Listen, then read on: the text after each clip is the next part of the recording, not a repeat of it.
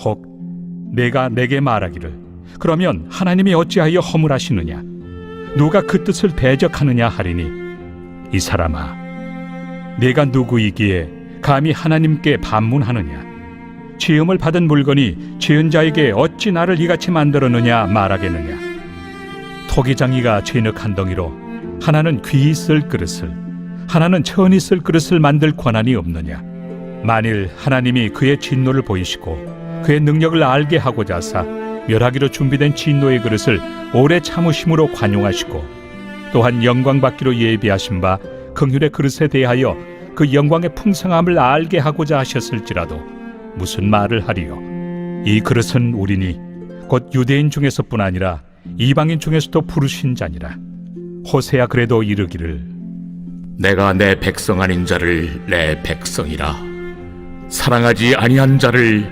사랑한 자라 부르리라 너희는 내 백성이 아니라 한 그곳에서 그들이 살아계신 하나님의 아들이라 일컬음을 받으리라 또 이사야가 이스라엘에 관하여 외치되 이스라엘 자손들의 수가 비록 바다의 모래가 들지라도 남은 자만 구원을 받으리니 주께서 땅 위에서 그 말씀을 이루고 속히 시행하시리라. 또한 이사야가 미리 말한 바 만일 만군의 주께서 우리에게 씨를 남겨두지 아니하셨더라면 우리가 소돔과 같이 되고 고모라와 같았으리로다. 함과 같으니라 그런즉 우리가 무슨 말을 하리요 의를 따르지 아니한 이방인들이 의를 얻었으니 곧 믿음에서 난 의요 의의 법을 따라간 이스라엘은 율법에 이르지 못하였으니 어찌 그러하냐 이는 그들이 믿음을 의지하지 않고 행위를 의지함이라 부딪힐 돌에 부딪혔느니라 기록된 바 보라 내가 걸림돌과 거치는 바위를 시온에 두노니 그를 믿는 자는 부끄러움을 당하지 아니하리라 함과 같으니라. 오늘 로마서 9장 후반부 함께 살펴보도록 하겠습니다.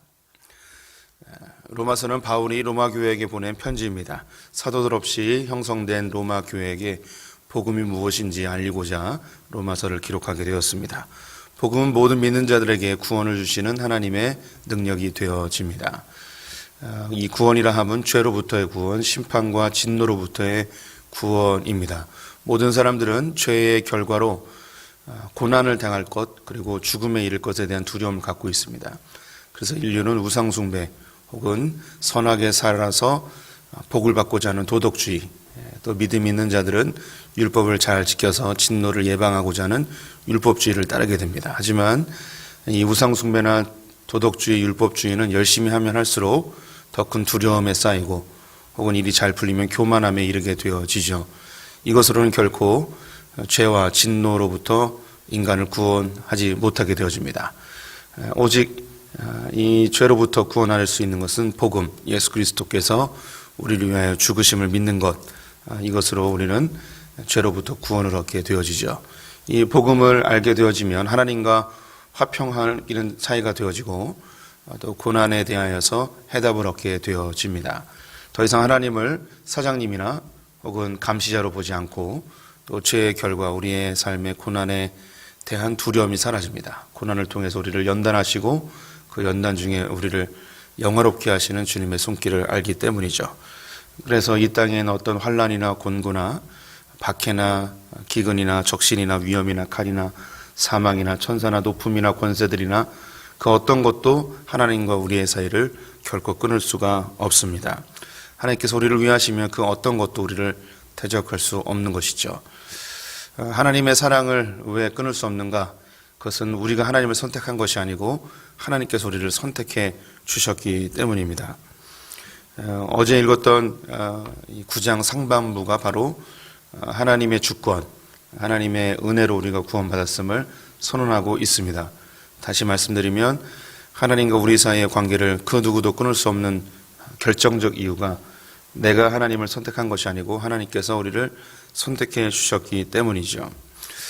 그럼 자연스럽게 드는 질문 중에 하나가 하나님께서는 택할 자와 택하지 않을 자를 정해 놓으셨다면 하나님께서 택함 받을 자는 무슨 죄를 져도 구원해 주시고 택함 받지 않은 자는 아무리 선하게 살아도 택하지 않으신다. 그러면 하나님께서 하나님 믿지 않는 사람들을 어떻게 질책할 수 있겠느냐. 이 허물하시느냐라는 게 책망, 비난이라는 뜻인데요. 그러면 어떻게 하나님께서 안 믿는 사람들을 질책하겠냐? 안 믿는 사람을 어떻게 비난하겠냐? 어떻게 책망하겠냐? 어떻게 벌을 주겠냐? 하나님이 믿지 않게끔 했는데 그 사람들이 무슨 책임이냐? 라는 그런 질문이 떠오르게 되어질 것입니다. 그러면서 바울이 하는 얘기가 어찌 하나님께 반문할 수 있겠느냐? 하나님께서 창조주이신데 하나님이 귀 있을 그릇도 만들고 천 있을 그릇도 만드는데 하나님께서 어떤 사람은 택하시고 어떤 사람은 택하지 않으시고 이 사람이 아무리 착하게 살았다 해도 하나님 택하지 않으셨기 때문에 구원을 못 받는다. 근데 이 부분에 대해서 우리가 무슨 말을 하겠냐? 하나님이 창조주이신데 우리가 그분에 대해서 나를 왜 이렇게 만들었냐? 난 왜 택하지 않았냐?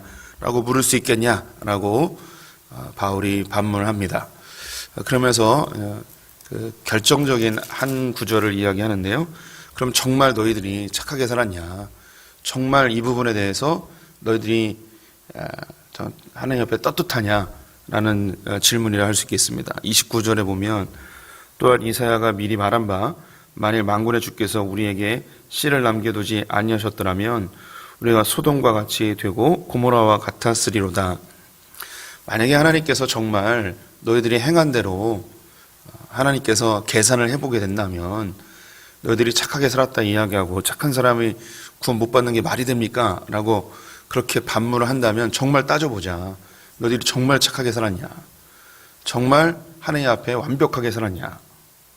그렇게 묻는다면 너희들 중에 정말 하나님 앞에 구원받을 수 있는 사람이 아무도 없다.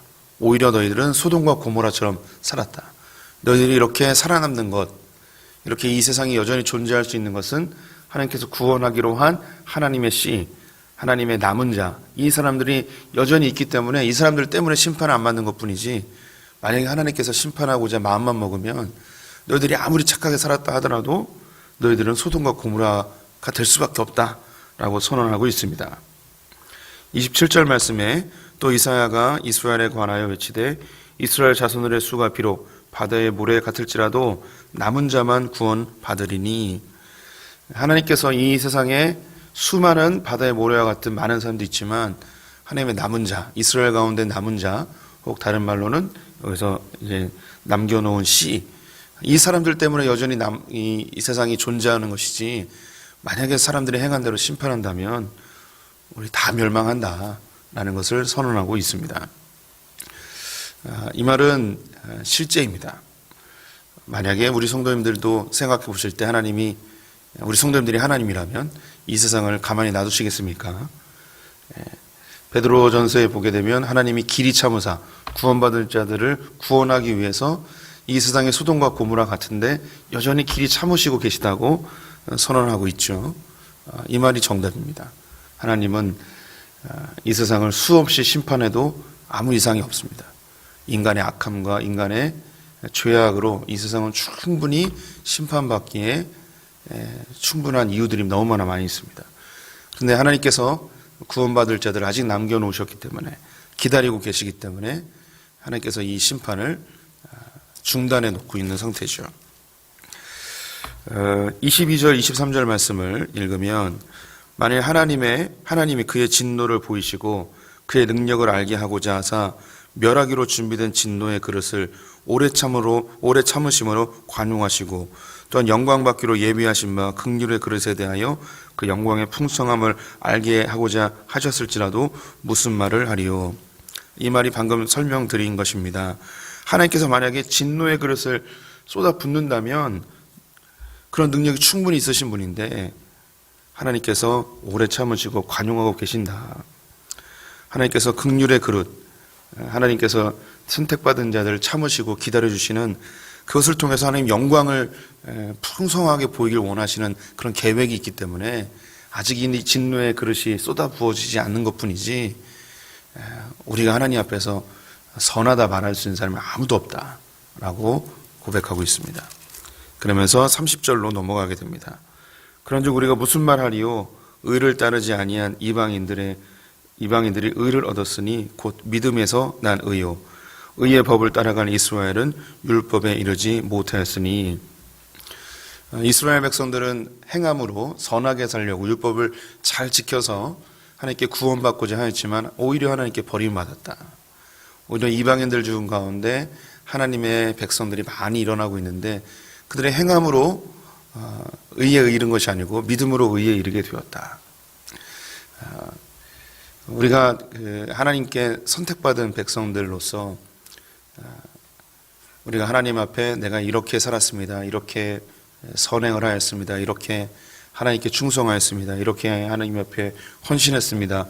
라고 아무것도 말할 것이 없습니다.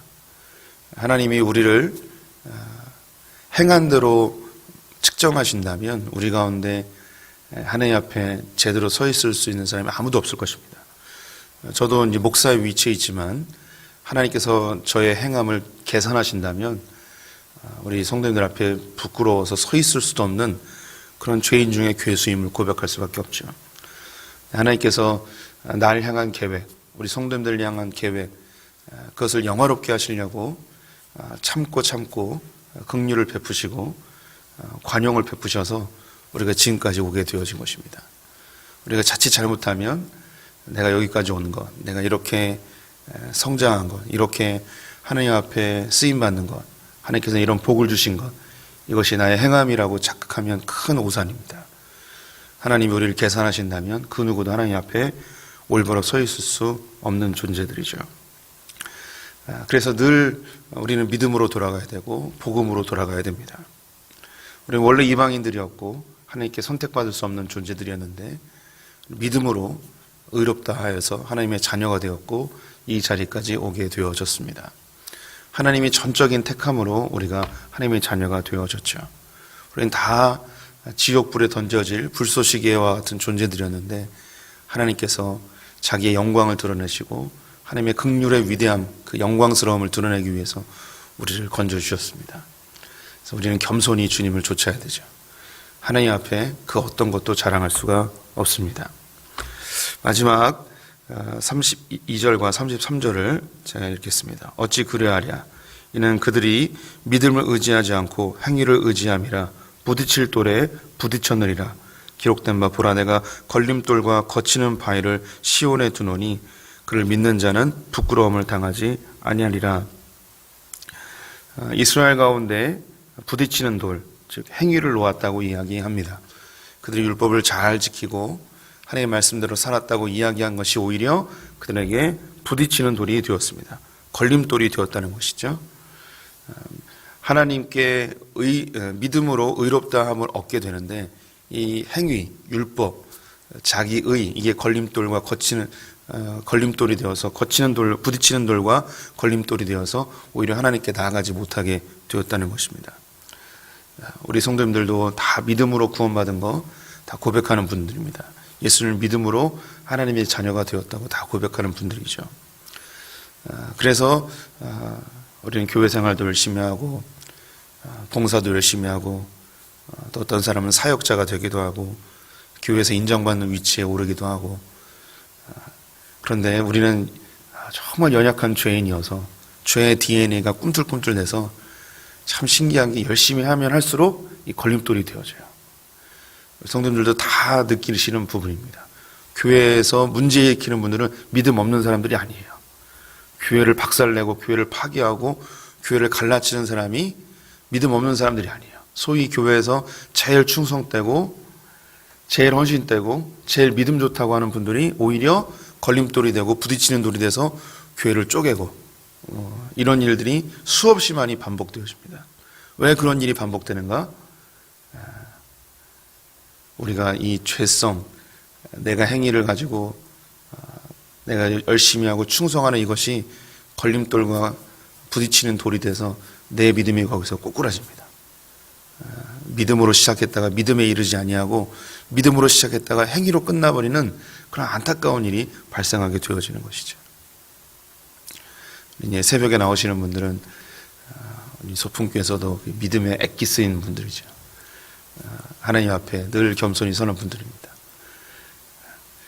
우리 성도님들이 오늘 이 말씀을 또 마음에 잘 새기셔서 시간이 가면 갈수록 믿음이 성장하면 성장할수록 하나님을 더 닮아가고 더 온유하고 더 겸손하고 더 복음에 가까이 가서 예수 그리스도의 성품이 하나님의 그 아름다운 영광이 우리의 삶에 잘 드러났으면 좋겠습니다. 저도 자녀를 키우고 또 목회하면서 계속해서 드는 생각이 자꾸 나의 행위를 기반으로, 나의 행위를 기준으로 누군가에게 자꾸 이야기하는 거예요. 어제도 아들들 얘기했는데 오늘도 또 아들들 얘기하게 되네요. 우리 아내도 그렇고 저도 그렇고, 아빠는 이렇게 했는데 너는 이렇게 되지 않냐, 엄마도 나도 이렇게 했는데 너는 이렇게 되지 않냐, 자꾸 뭔가 행위를 기반으로 자녀들에게 강요하는 모습을 보게 됩니다. 그때가 다르고 지금이 다른데, 알면서도 자꾸 우리는 아빠는 이렇게 했다, 아빠 때는 이렇게 했다 하면서 아이에게 뭔가를 강요하고 지시하는 그런 연약함을 보게 됩니다. 입을 닫아야지 하면서도 자꾸 내 행위를 기반으로 무엇인가 강요하는 저를 발견하죠. 우리 성도님들에게도 그럴 때가 있을 것 같습니다. 이렇게 해야 됩니다, 저렇게 해야 됩니다. 근데 그것이 오히려 걸림돌이 되고 나는 왜 이렇게 안 될까 하는 정죄감이 들 때도 있고, 어떤 기준을 쫓아서 살았는데 그 기준이 완전히 무너져 내리면 내 신앙도 무너져 내리는 경험들도 하게 됩니다. 우리가 좇을 것은 오직 복음뿐입니다. 주님께서 우리를 위해 십자가에 달려 죽으신, 나는 전혀 쓸모없는 버림받을 수밖에 없는 존재인데 주님이 택하셔서 주의 은혜로 여기까지 왔음을 결코 잊지 않는, 그래서 은혜 받은 존재로 우리의 지체들에게 은혜를 베풀고 또 하나님 앞에 그 은혜에 대한 반응으로 충성되게 살아가는 복음에 사로잡힌 우리 소풍의 성도들 되시기를 주님의 이름으로 축원드립니다. 기도하겠습니다. 하나님, 우리 소풍의 성도님들이 더욱 복음으로 가득 찼으면 좋겠습니다. 우리가 선택받은 것, 나의 어떠한 의도 하나도 없고 나의 선함도 하나도 없는 하나님의 전적인 주권과 전적인 은혜였음을 고백합니다. 그러므로도 여전히 우리는 내가 한 행위와 나의 열심과 나의 충성을 기반으로 누군가를 정죄하고 판단하는 걸림돌과 부딪히는 돌에 삶을 살 때가 있음을 고백합니다. 하나님, 내가 복음으로 구원받은 것처럼 우리의 지체들에게도 복음으로 대할 수 있는 자들 되게 하여 주시옵소서. 하나님이 나를 은혜로 대했던 것처럼 나도 우리의 지체들과 자녀들과 가족의 구성원들에게 은혜로 대하는 자들 되게 하여 주시옵소서. 하나님, 오늘 하루를 주님께 의탁드리며 예수님의 이름으로 기도드렸습니다. 아멘.